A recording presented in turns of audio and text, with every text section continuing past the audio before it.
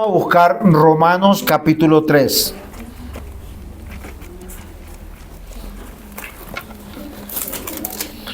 Y vamos a leer un solo versículo, el 9.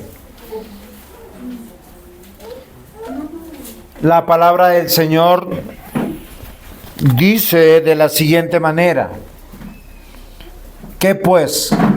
¿Somos nosotros mejores que ellos?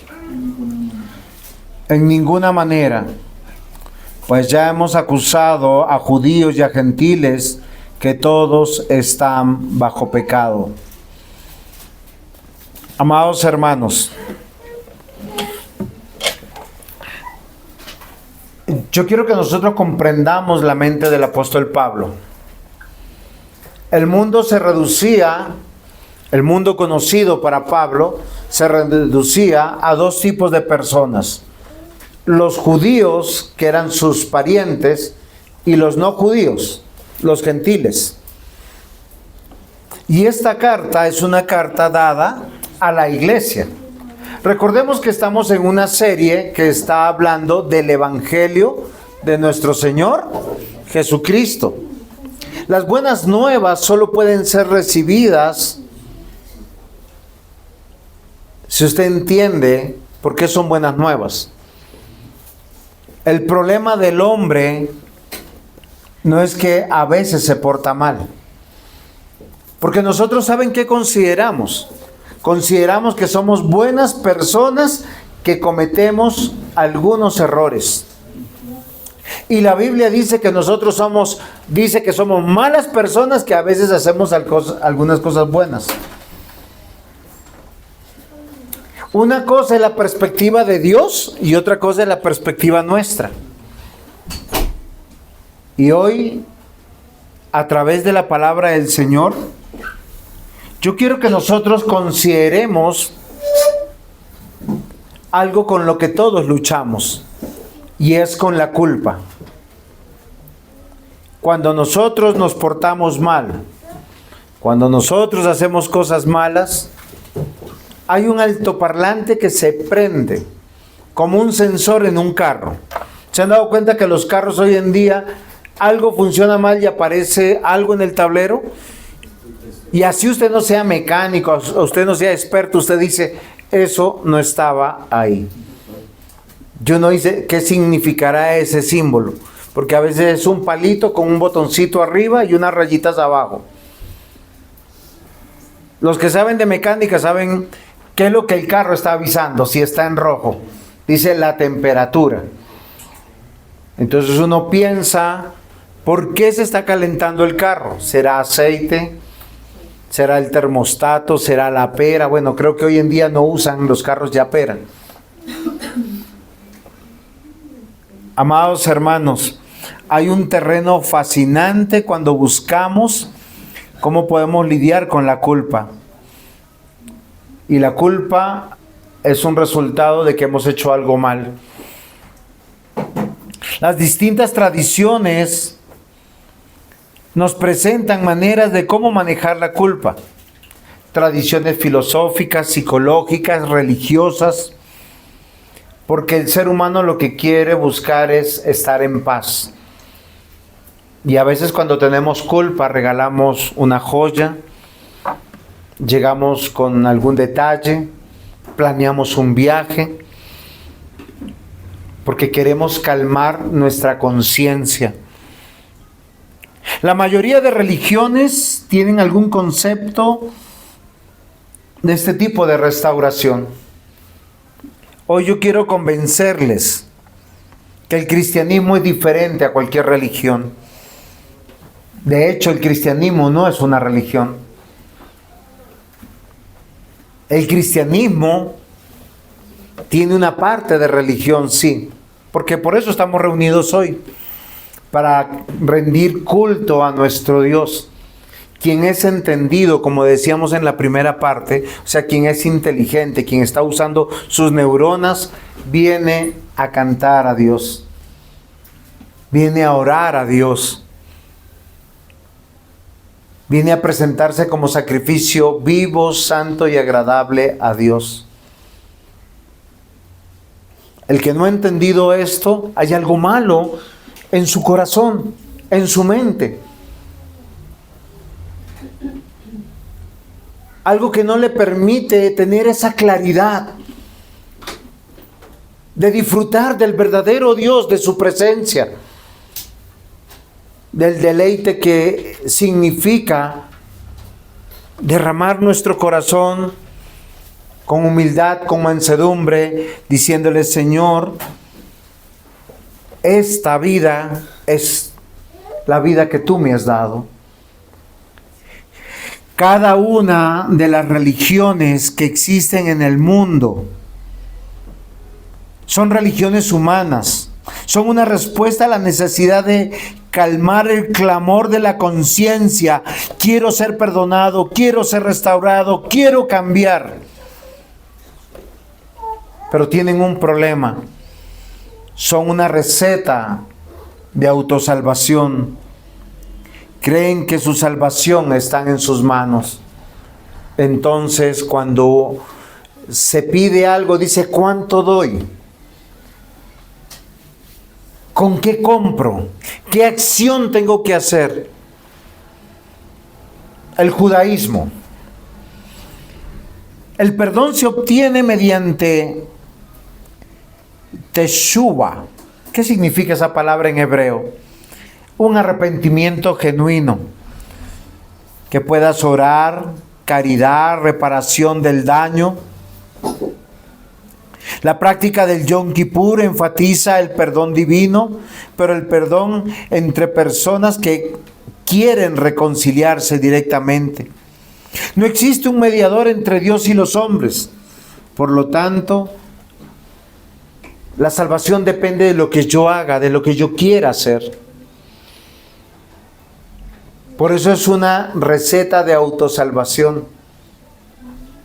El judaísmo es una religión equivocada, porque la Escritura, toda la Escritura presenta en que necesitamos un mediador entre Dios y los hombres. Y es aquel que fue enviado para que creas en Él, te arrepientas de tus pecados y puedas estar en la presencia del Señor. El Islam es otra religión equivocada, porque presenta que el perdón viene de Alá. Y Alá no es Jehová. Y Alá no es el Dios de la Biblia. Alá es el misericordioso según esta religión. Y se obtiene el arrepentimiento sincero mediante la oración, obras de justicia y un profundo deseo de evitar repetir las faltas. En el Islam no hay un sacrificio expiatorio.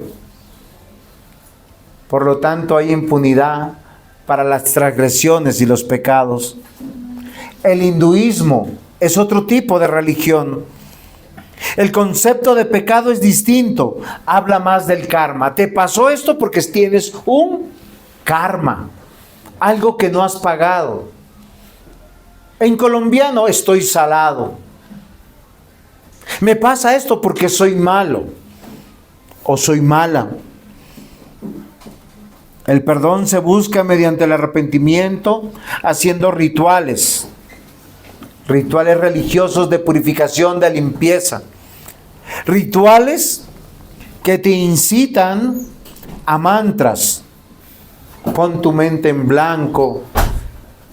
Haz un ejercicio de autoperdonarte, de volver en el pasado y entender que eso te pudo haber pasado a ti y a cualquiera. Amados hermanos, el hinduismo está lleno de actos de devoción a una deidad, cualquiera la que sea, así sea un animal convertido en Dios, así sea un espíritu de un espíritu. El énfasis es purificar la mente, romper con los ciclos de la acción y la reacción, la reencarnación. Después tenemos el budismo, donde no existe un Dios que perdona. Nosotros mismos tenemos que buscar nuestra paz interior.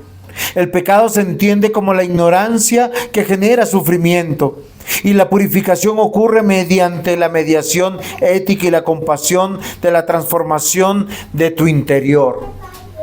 Yo me perdono, por lo tanto los perdono. Yo tengo paz, por lo tanto puedo darles paz. Finalmente, mis amados hermanos, hay una religión que abraza todas estas mentiras. ¿Saben cómo se llama? Catolicismo. Catolicismo romano. Porque tú ahí encuentras la salvación por obras, los rituales, los mantras, la búsqueda de las acciones de justicia para evitar consecuencias de Dios. Por eso, la religión pura, verdadera, nace de un corazón regenerado, de alguien que Dios ha tenido misericordia, alguien que fue elegido antes de la fundación del mundo, llamado en su vida en un momento, que sabe que tiene la necesidad de cambiar, porque si no cambia, le espera la condenación. Cuando el religiosismo no te alcanza a la puerta, la humanidad abre otro camino que es necedad, el camino del alcoholismo, de los vicios, de las adicciones, para enajenar la razón. ¿Saben qué significa enajenar la razón? Olvidar a la fuerza. Lo bebo, lo consumo, me lo inyecto, me lo pongo. Yo quiero olvidar quién soy. Olvidar las desgracias que me han alcanzado, porque no sé cómo restaurar, no sé cómo tener paz. El enajenar la razón llevará a acallar la conciencia, porque disfrazo toda mi miseria con un momento de un éxtasis, de una contaminación, de una corrupción que comienza en la misma sangre y termina en el corazón. Nosotros tenemos una mala concepción de nosotros mismos. Yo les quiero recordar que necesitamos de Dios todos los minutos de nuestra vida, cada segundo, para no olvidar de dónde Dios nos sacó. No tenemos ni idea de lo malos que somos. Pensamos que somos buenos, que hacemos cosas malas. Y la Escritura dice que somos pecadores. Primera de Juan 3:4 dice: todo aquel que comete pecado infringe también la ley, pues el pecado es infracción de la ley. ¿Cuál es el título de la predicación? Somos pecadores. Si tú hoy sales convencido de que eres pecador, hay esperanza para tu alma. Si tú crees que eres una buena persona, que a veces cometes cosas malas, estás en graves problemas, porque vas a ir inconsciente por la vida, provocando a Dios a ira. Por eso Pablo comienza diciendo en una pregunta conclusiva: ¿qué pues? ¿Somos nosotros mejores que ellos? ¿Somos los cristianos mejores que los judíos, que los gentiles? El mismo Señor Jesús dijo que el que creía en Él tome su cruz y sígale, abandone su vida, despójese del viejo hombre, vuelva a Cristo, camine en Cristo.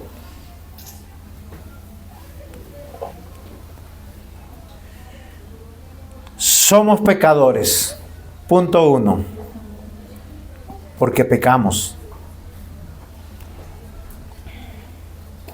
Y para esto tenemos que poder discernir qué es el pecado. Y si yo les pregunto, claro, ustedes me van a decir: es transgresión, violación.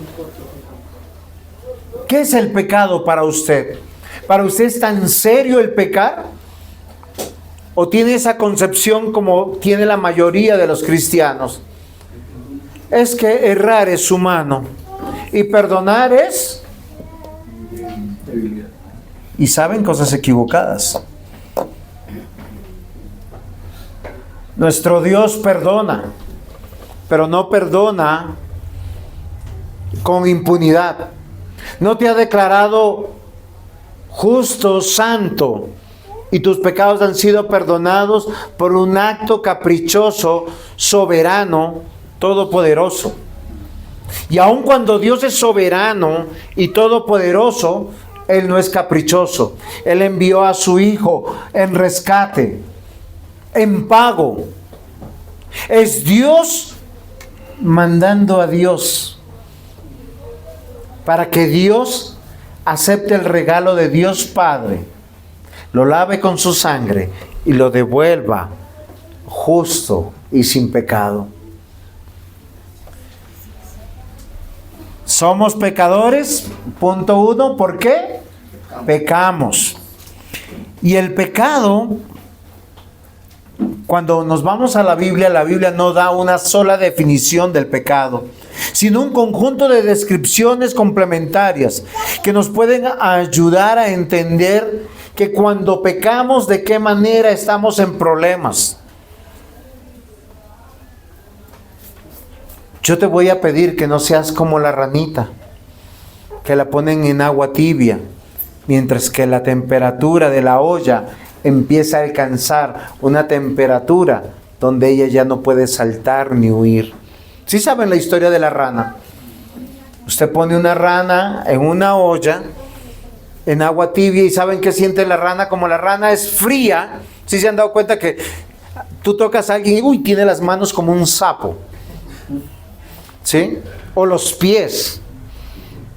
Hay personas que son frías, que eso que uno se despiertan al lado de uno y tiene que moverlo a ver que no esté muerto.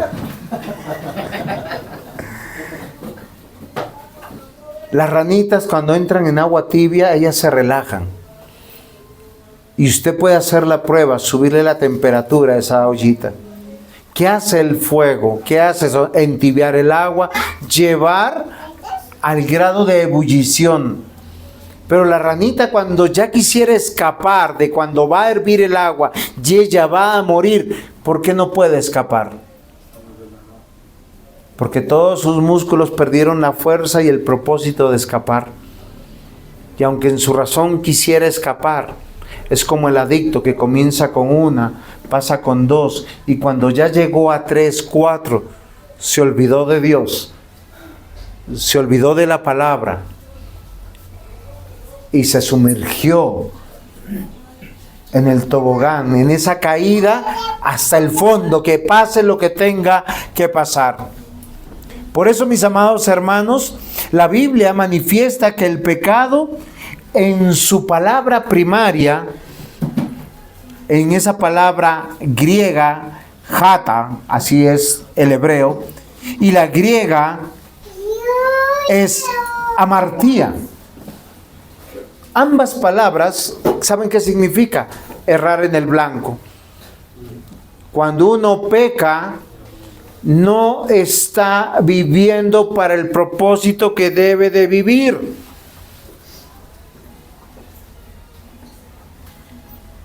Por eso uno es infeliz, por eso el pecado no trae felicidad. Trae tristeza, pobreza, trae miseria. Yo hoy quiero convencerles que el pecar es algo serio contra Dios. No es contra el pastor, no es contra la iglesia, no es contra un consistorio. Es tu problema con tu relación con Dios. Si tú no lo puedes evaluar de esa manera, estás en graves problemas. Es como si tú tuvieras cáncer y no te lo han diagnosticado. O así te lo hubiesen diagnosticado, tú dices, no, estoy sano por la gracia de Dios. Oiga, si tienes cáncer, ve al médico hasta el tratamiento. Muchos cánceres se salvan a tiempo. La palabra pecado en la Biblia es errar en el blanco. ¿Qué quiere decir? Que no estás cumpliendo tu propósito. Sea como padre, como madre, como cónyuge, como esposo, como esposa, como hijo, como hija, como miembro de una iglesia, como ciudadano. Otra de las definiciones que da la Biblia está en 1 Juan 3:4 y dice que el pecado es infracción de la ley. Y toda infracción es causal de deuda. ¿Qué quiere decir? Que en algún día yo tengo que pagar. Por eso el Antiguo Testamento dice: toda alma que pecare, esa debe de morir. Y el Nuevo Testamento lo dice en Romanos 6:23. La paga del pecado es... ¿Es serio el pecado? ¿Es serio infringir la ley? Otra de las definiciones la tiene 1 Juan 5:17 y dice que es injusticia. Y ahí no te va a juzgar el tribunal de la iglesia, ni tu cónyuge, ni tus hijos. El que te juzga es Dios. Romanos capítulo 1 versículo 23 dice que el pecado es idolatría. ¿Ustedes saben por qué pecamos de maneras reiteradas en las mismas cosas? Es porque le hemos robado la gloria a Dios y pensamos que lo que estamos haciendo a nuestro juicio no le estamos haciendo mal a nadie. Pero también la Escritura dice que el pecado, de acuerdo a Juan capítulo 16 versículo 9, es incredulidad. Un acto de manifestación, de seguir en nuestros pecados, de no pelear contra ellos, de no luchar contra ellos, es que no eres creyente, eres incrédulo. No importa que de tu boca digas: yo creo en Cristo. ¿Han visto que hay personas que dicen ser algo que no son? Yo por ahí he visto cosas locas. Un señor que dice que es un dálmata y sale en las redes sociales. ¡Wow, wow! Y así. Ella está muy atenta a la predicación. Se cree lo que no es. ¿Y uno qué dice? ¿Está mal? De la cabeza. Si tú dices que eres cristiano, que crees en Dios, tú no puedes seguir amando tu pecado. Jeremías 17:9 dice: engañoso es el corazón, ¿quién lo conocerá? Porque el pecado es corrupción interna. Es algo mal que anda en ti, que no está bien. No es el tema de, ay, es que hoy pequé. Es un tema de condición, porque hoy pecaste, el próximo fin de semana pecarás. Y el próximo pago también pecarás. Y la próxima vez que estés con tus amigos, con tus compinches y con tus cómplices, pecarás. Porque no es algo de, es que hoy me equivoqué. Sino es tu esclavitud que solo Dios puede romper. Una conclusión racional es que somos pecadores porque pecamos. No pecamos por ser pecadores. Por eso necesitamos la misericordia de Dios. Todos los seres humanos deben venir o van a venir al juicio de Dios. Y nadie escapará de su juicio. ¿Y saben cómo tú vas a ser juzgado? ¿Cómo yo voy a ser juzgado? Porque a veces nos sentimos bien porque dicen, ah, no, yo soy malo, pero es que no soy malo como Hitler. Ese sí fue malo. Uno dice, no, es que yo no soy malo, yo no soy como Chávez. ¿Quién dijo que en el juicio de Dios vamos a ser juzgados a la luz de la culpa de otros? Hebreos 9:27 dice: y de manera que está establecido para los hombres que mueran una sola vez y después de esto el juicio. Eclesiastés 12:14. Yo no sé si tú quisieras abrir tu Biblia y meditar en este versículo todos estos 7 días. Hasta el próximo domingo. Eclesiastés 12:14. Porque si tu estado no cambia hoy, tu problema no será esta vida. Porque en esta vida tú podrás ser pobre o ser rico, estar sano o estar enfermo, ser joven o viejo. Todos pasamos por eso. Tu problema será la eternidad. Eclesiastés 12:14 dice, porque Dios traerá toda obra a juicio, juntamente con toda cosa encubierta, sea buena o sea mala. Hay cosas que nosotros protegemos hoy en día. Este aparatico, no sé si aparecerá como prueba delante de Dios. ¿Con quién conversas? ¿Con quién chateas? ¿Qué guardas en tu celular? ¿Qué haces con él? ¿A qué te dedicas? Esto es una extensión de lo que somos, de lo que creemos. Acá el hipócrita tiene una apariencia.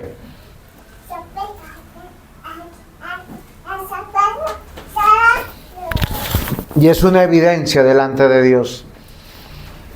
Eclesiastés 12:14 dice, porque Dios traerá toda obra a juicio. O sea, todo lo que tú has hecho, con tu uso de razón, con tu libertad. Tu problema no es que te lo descubra tu esposa, tu esposo, tu padre, tu madre o tu pastor.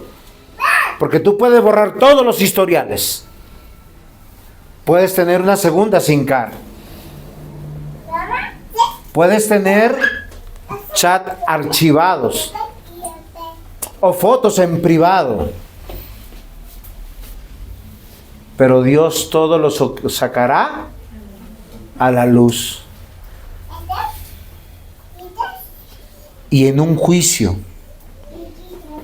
Dice, toda cosa encubierta, sea buena o sea mala. Romanos capítulo 3, versículos 5 al 8. Y voy a leer de una versión diferente a la que ustedes tienen, para que pongan atención y comparen leyendo en sus mentes. Todo lo malo que hacemos demuestra que Dios es justo cuando se enoja y nos castiga. Tú no vas a decir, ay Señor, ¿por qué a mí me pasa esto? Yo que soy tan buena gente. Yo que soy tan generoso. Yo que soy tan colaborador y servil. ¿Sí te ha pasado eso, que cuando te pasa algo muy malo, tú dices, ¿por qué a mí?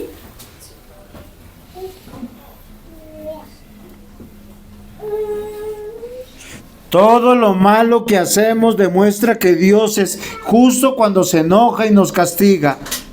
No por eso vamos a decir que Dios es injusto. Versículo 6 dice, en ninguna manera. Si Dios no fuera justo, ¿cómo podría decir quiénes son malos y quiénes son buenos? Alguien podría pensar que no merece ser castigado, ya que sus mentiras hacen que la verdad de Dios se vea con mayor claridad. En tal caso, podría alegrarse que es mejor hacer lo malo, ya que Dios convierte lo malo en bueno. Pero no se equivoquen, pensar así es un error.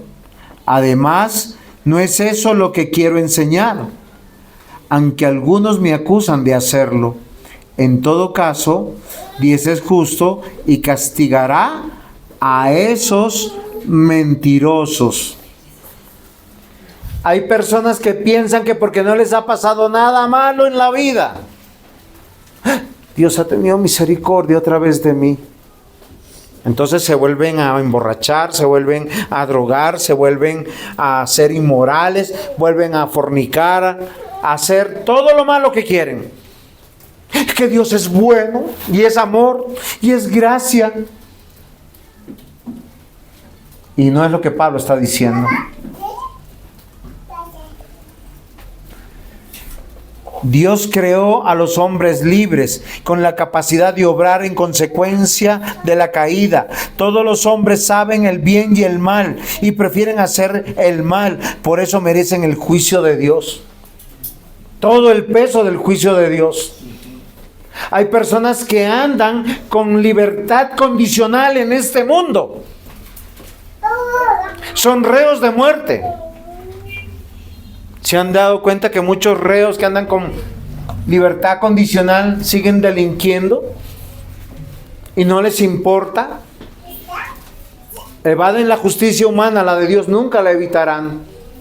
Hay personas que pecan y pecan, no son descubiertos y se sienten tranquilos. ¿Saben qué piensan para sí? Término colombiano: los dejé sanos. No se dieron cuenta.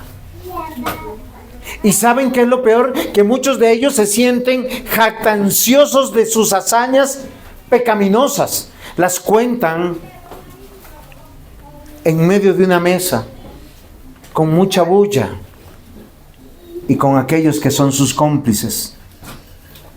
Y todo eso servirá como prueba dentro del juicio final para nuestro Dios. Queridos hermanos, Dios no quiere personas autómatas en el reino de Dios. Quieren personas que sean conscientes que son pecadores y que el pecado solo tiene un efecto en el ser humano: la muerte. Y si eres hijo de Dios, el castigo de Dios. Y si Dios no te ha castigado y no te ha echado al agua, posiblemente no eres un hijo de Dios. Simplemente eres una persona religiosa que tiene acciones de autosalvación para glorificarte tú mismo, para calmar tu conciencia. Entonces traes tu ofrenda, o vienes a una iglesia, o vas a una iglesia y oras y dices: yo soy cristiano.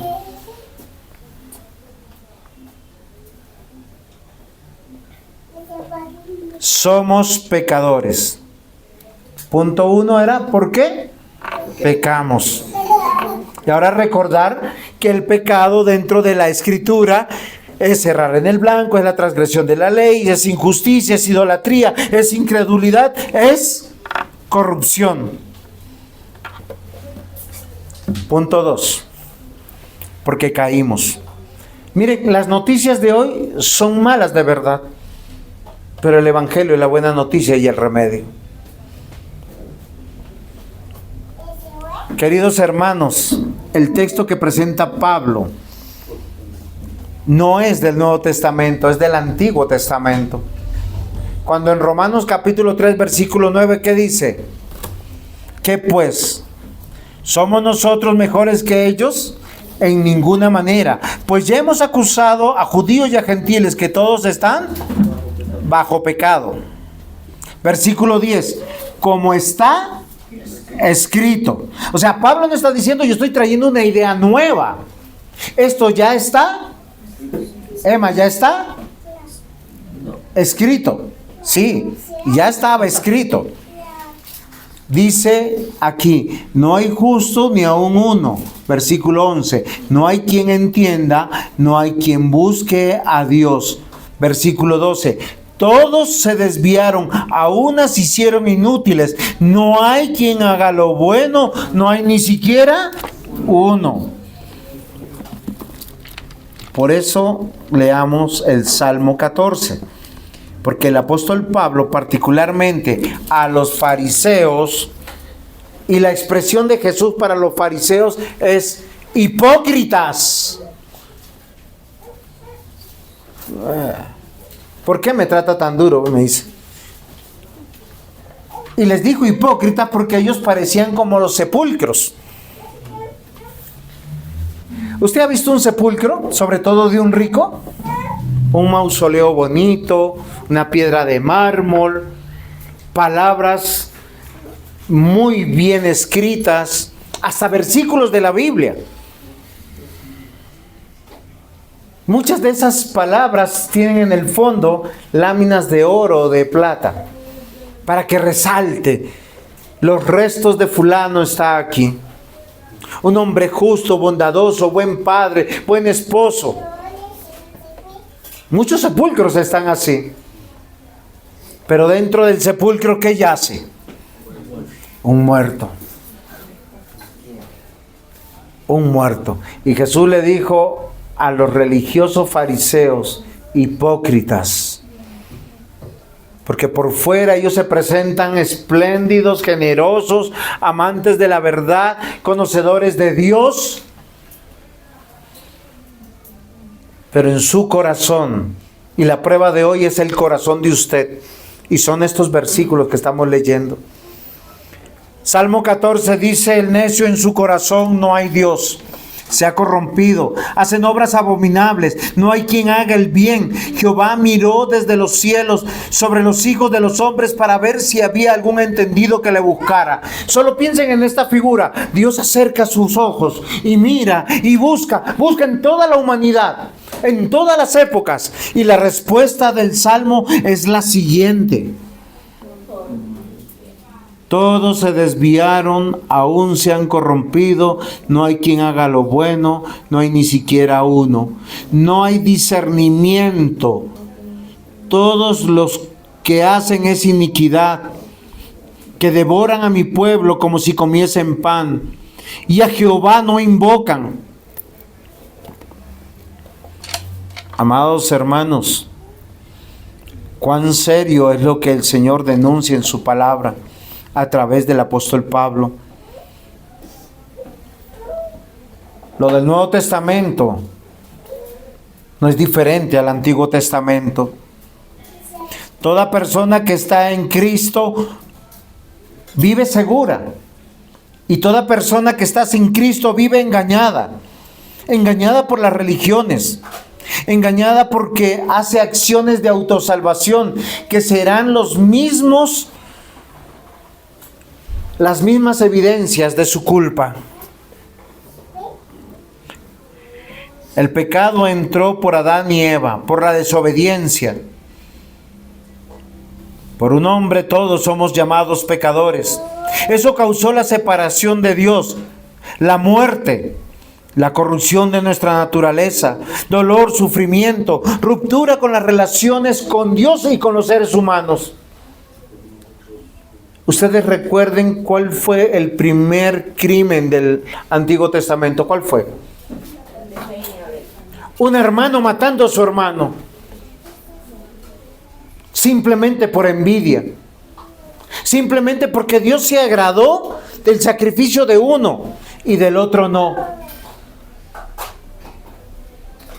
Es como si alguien que presentara su diezmo y su ofrenda lo registra, y el que registra dice: uy, diezmó demasiado, y por eso simplemente va y lo mata.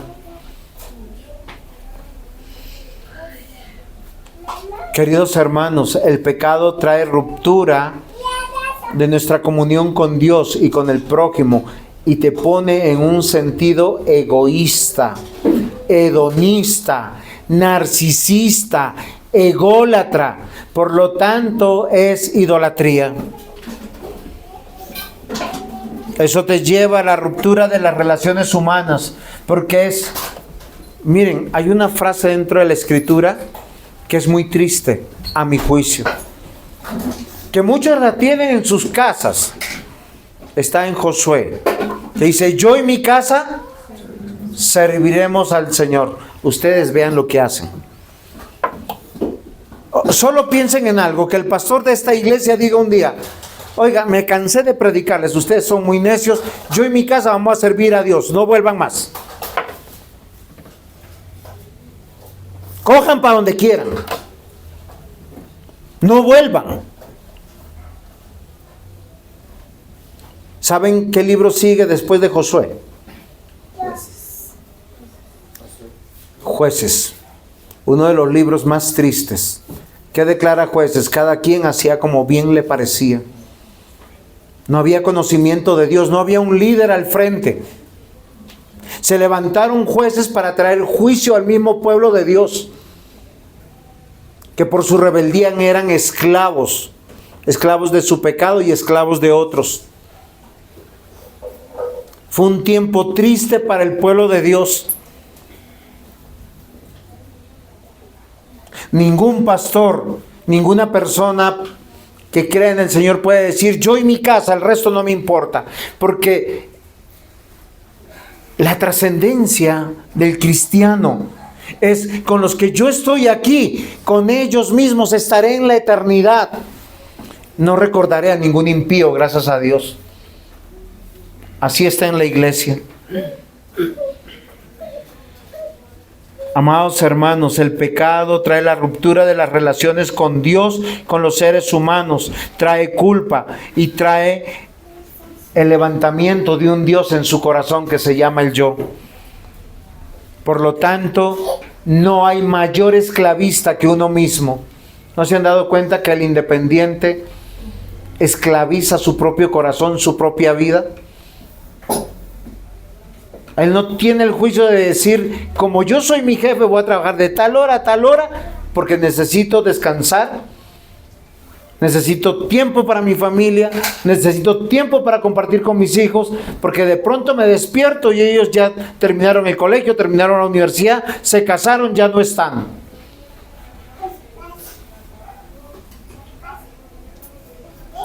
Lo curioso es que el dependiente, el empleado, sí piensa eso. Porque no se negrea él mismo. Él no dice, le voy a regalar este tiempo a la empresa. No me quedo un minuto más porque no me lo pagan. Me voy. No, es en serio. No hay mayor esclavista que una persona que no conoce a Dios, porque no valora lo que tiene, porque distorsiona el propósito humano. Lo leo en la Escritura, Romanos capítulo 1, versículos 21 al 25. Nuevamente, traducción al lenguaje actual. Versículo 21. Pues saben de Dios, pero no lo respetan ni le dan gracias. ¿Cuál es la característica de una persona pecadora sin Cristo? Que no respeta a Dios. Puede llegar a la iglesia, no le importa ni la hora, ni el tiempo, ni cómo viene. Entra una llamada. Yo vine a la iglesia, pero necesito responder. ¿Saben qué dice Romanos 12? Que vamos a la iglesia para presentar nuestros cuerpos en sacrificio vivo, santo y agradable a Dios, que es nuestro culto racional. O sea, si tú eres inteligente, pensante, estás adorando al Dios que da todas las cosas, que ha creado todas las cosas y que te dio la vida. Y tú no lo puedes ir respetar. Pero le vale. Acá dice, pues saben de Dios. ¿Qué quiere decir? Que sí saben quién es Dios. Ellos pueden tener un conocimiento de decir, Dios es trino. Dios es el creador de todas las cosas. Dios envió a su Hijo Jesucristo. Pero no lo respetan. Mucho menos le dan las gracias. Es como el tipo que está en la Biblia que dice, oh alma, gózate, mira todo lo que has construido, los derribaré y ahora construí mejores graneros para poder disfrutarlo. El Señor, hoy vengo por tu alma. Y todo lo que tienes, ¿de quién será? Porque tu preocupación es este mundo y no es la eternidad. Romanos 1, 21 al 25 dice claramente, saben de Dios, no le respetan, no le dan las gracias, no piensan más que en hacer lo malo y en puras tonterías. Oiga, la Biblia dice eso, sí, léala. A veces gastamos la vida en tonterías. Creen que todo lo saben, pero en realidad nada saben. En vez de adorar al único y poderoso Dios que vive para siempre, adoran a ídolos que ellos mismos se han hecho. ¿Cuántas veces has dejado lo más valioso que tienes en tu hogar, que puede ser un padre, una madre, unos hermanos, unos hijos, por tonterías que haces en la vida? Y cuando se muere, ay, mi mamá, mi papá, mi hermano, mi hermana. ¿Cuántas personas desconsoladas están frente a una tumba, olvidando que tuvieron la oportunidad de valorar el tiempo de sus seres queridos llamados y lo dejaron de hacer por hacer tonterías?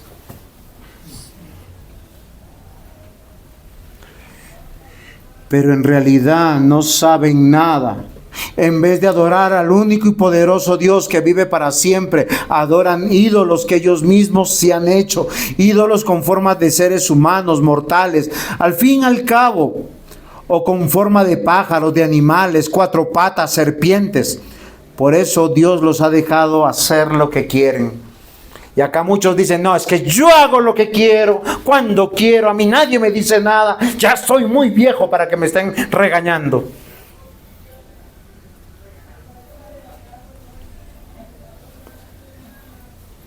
Si tú no reconoces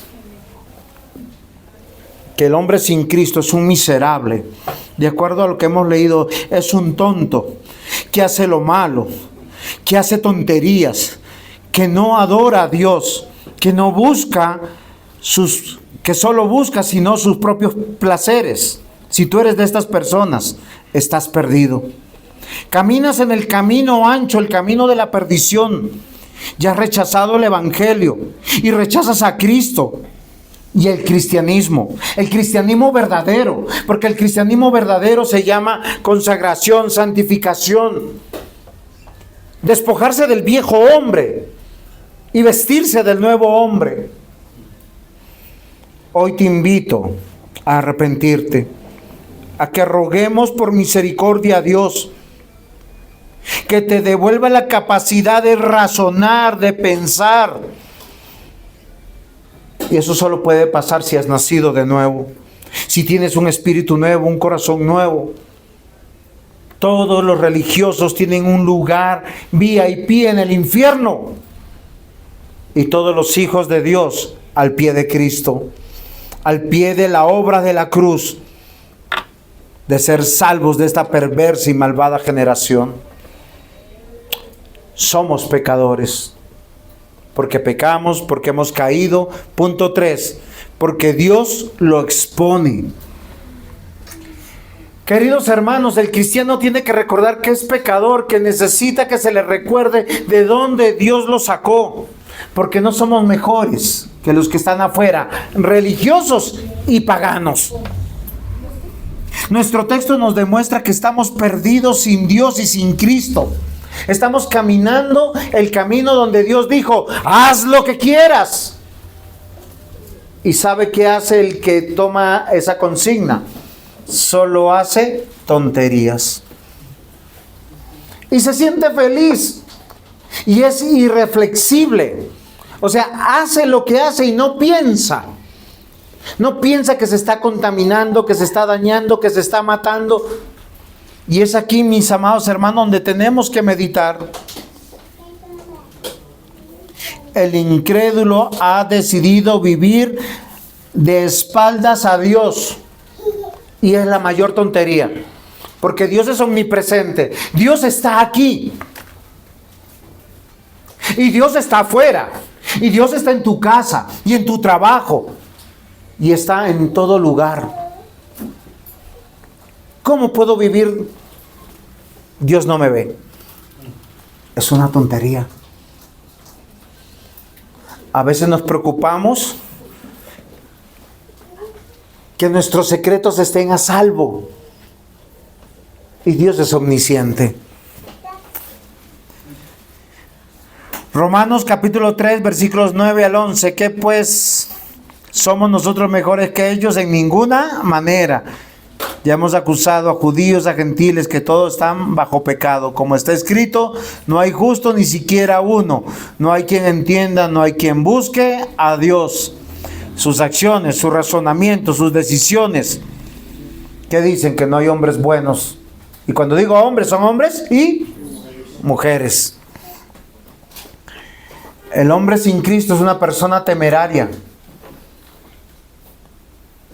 Es una persona temeraria. Desafía el peligro. Piensa que es un duro de matar 3.0.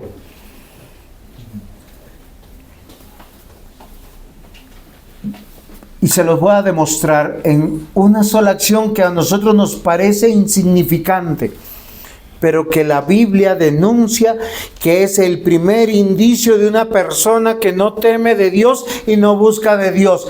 En sus Biblias, Romanos capítulo 3, versículo 12. Juan David, busque Romanos capítulo 3, versículo 12. Porque a uno le parece que hay cosas que uno hace y que no, es algo normal, es de la cultura. Ajá.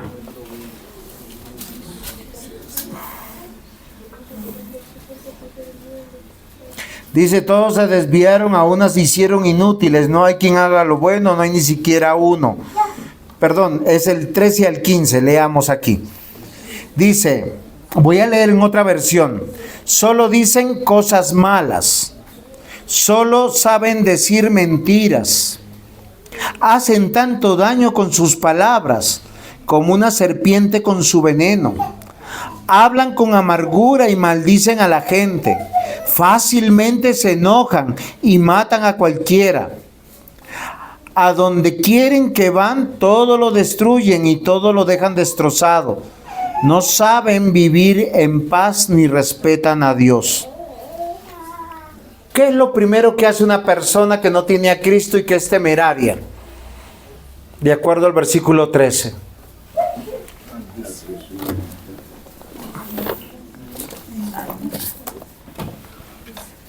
Dice, sepulcro abierto es su garganta, con su lengua engañan, veneno de áspides hay debajo de sus labios. Queridos hermanos, la mayor evidencia, si usted es cristiano o no es cristiano, ¿cómo habla? Con la boca que usted confiesa a Cristo, con la boca que usted bendice, no puede maldecir si tiene el Espíritu de Dios. Porque sabe que Dios está presente. Sabe que usted no puede deleitarse en la mentira. Prefiere decir la verdad. Porque sabe que está ofendiendo a Dios. No podemos normalizar el yo hablo así porque soy santandereano, o soy costeño, o soy del Huila, o soy llanero, o soy peruano, o soy colombiano. De la abundancia del corazón habla la boca. El corazón es como un vaso. Si usted está lleno de Cristo, no importa si se machuca un dedo, si se quema, no saldrán maldiciones de su boca. Créanme, queridos hermanos, se los aseguro. Y esto es una experiencia que se los puedo contar.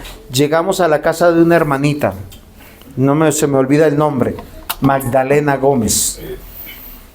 Y ella me dice, pastor, lo que pasa que es que no puedo ni invitarle un tinto. ¿Por qué? Porque es que me cambiaron a gas natural y la cocina no me funciona. Tranquila, eso se soluciona arreglando los fistos. Y busqué una broca. Y no había en esa casa una broca. Y me salí a buscar una broca. Y la hermanita muy diligentemente, no sé cómo hizo eso en medio de una vela, y era un festivo. Y claro, me demoré como unos 40 minutos, yo creo, buscando eso, porque buscaba una ferretería abierta. Y cuando llegué, pues la hermanita había salido a buscarme, porque estaba en un barrio que no conocía. Y ella llega y nos pudimos conversar, y cuando cogí el quemador con mis manos, así, solo escuché, me quemé los 5 dedos. Ella había prendido la estufa, había hecho el tinto, pero es que el calor no se ve.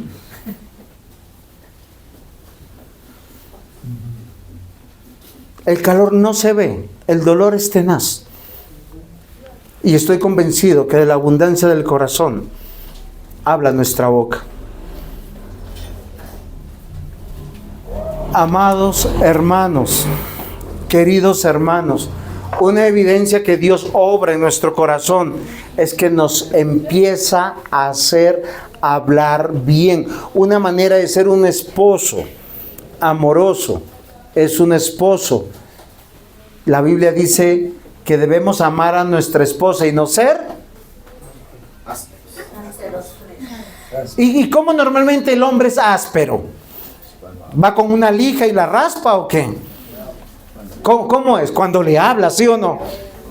El verdadero cristiano deja de maldecir. El verdadero cristiano deja de ofender con su boca. El verdadero cristiano deja de mentir, de engañar, de matar con su boca. Jesús mismo enseñó y dijo, cualquiera que le dice tonto a su hermano, dice, ya lo mató en su corazón. Es digno de ser una persona,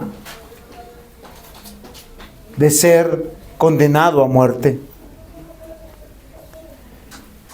Queridos hermanos, hoy yo los invito por la misericordia del Señor a arrepentirnos en el amor de Dios. Que reconozcamos que hemos merecido el justo juicio de Dios hasta hoy. Que hoy es una oportunidad que el Señor nos da. Es una invitación para reconocer que somos malos, que necesitamos la misericordia de Él, que Él vendrá por nosotros. Hoy, mi amigo oyente, debes recordar lo que era sin la gracia de Dios. Hoy Dios te está advirtiendo con señales, con fuegos artificiales. No sigas el camino ancho. Toma tu cruz y sigue a Cristo. Eres una desgracia, una vergüenza sin Cristo. Solo una persona religiosa buscando una autosalvación, haciendo pequeñas cosas, evadiendo el castigo de Dios. Amado hermano, hermana, amigo, amiga oyente, sin la gracia de Dios, hoy Dios está poniendo una foto aquí en esta escritura. Y esa foto es: se busca. Se busca a los que arderán un día en el infierno por la eternidad. ¿Esa es tu foto? ¿Esta foto te describe? Hoy tienes una oportunidad porque estás con vida. Puedes venir a Cristo, arrepiéntete, apártate del mal camino. Sí, querido hermano, hermana, amigo o amiga, sí, a ti te lo digo. Hoy yo te pido, no te quedes dormido, no te quedes adormitado, como si tu corazón no sintiera, como si fuera que estuviera engrosado y enfermo.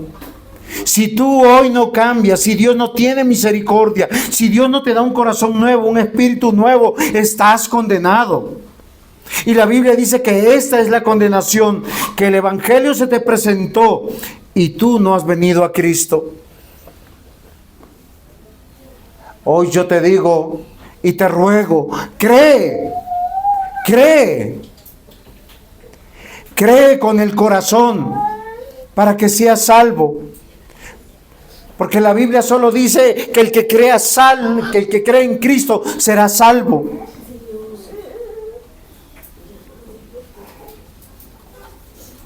Una vida rechazando a Cristo, una vida escondiendo este diagnóstico. Yo te puedo decir que es necesario nacer de nuevo. Y te puedo decir que por más que tú quieras, no puedes cambiar.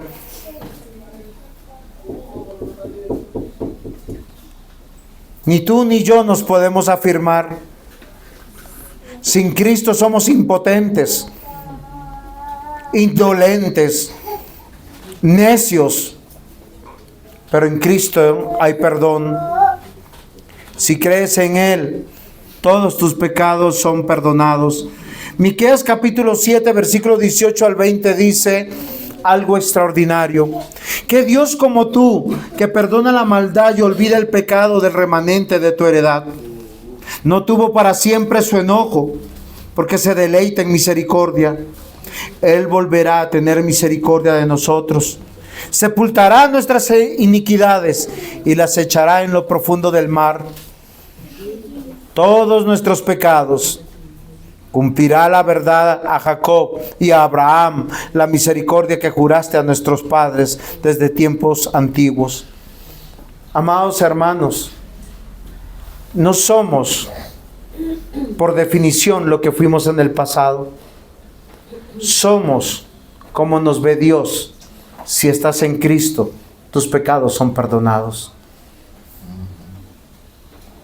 Y la esperanza es lo que tú vas a experimentar en tu corazón con temor de Dios, porque te vas a dar cuenta que así tú le quieras dar la espalda a Dios, Dios te va a decir: aquí estoy.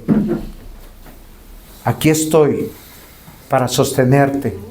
Aquí estoy para esforzarte. Aquí estoy para que te arrepientas de tu mal camino. Aquí estoy para no castigarte, para no disciplinarte. Aquí estoy para limpiarte, para lavarte, para perfeccionarte, para presentarte con gran alegría en el día del juicio final. Eres mi obra. Cree. No rechaces a Cristo. No rechaces el Evangelio. Ven a Cristo y tus pecados son perdonados. Ven a Cristo y disfruta de aquel que es nuestro Dios tan misericordioso, que va a coger todos tus pecados y los echará en el fondo del mar y no se acordará más de ellos. Y en el día del juicio final, la Biblia dice que seremos juzgados por todas nuestras obras, aún por las cosas escondidas que tenemos. Pero ¿saben? Para el cristiano hay algo muy importante. El acta de los decretos que era contraria contra nosotros, el cual podría salir en el juicio, no va a salir. ¿Por qué no va a salir? Porque nuestros pecados ya han sido pagados. Nosotros no hacemos buenas obras para ser salvos. Hacemos buenas obras porque somos salvos. Somos hechura suya, creados en Cristo Jesús para buenas obras, las que Dios preparó de antemano para caminar, para andar en ellas. Amén. Amén. Pongámonos en pie. Vamos a orar. Hoy, Señor, venimos delante de ti. Gracias por la misericordia que has tenido por nosotros. Gracias por recordarnos que sin ti somos malos. Ten misericordia una vez más de nosotros. No nos abandones, Señor, a nuestro razonamiento. No nos abandones, Señor, a nuestras justificaciones. No nos abandones a una vida de perdición. Ayúdanos a vivir confiadamente, esperando tu venida. En Cristo Jesús. Amén.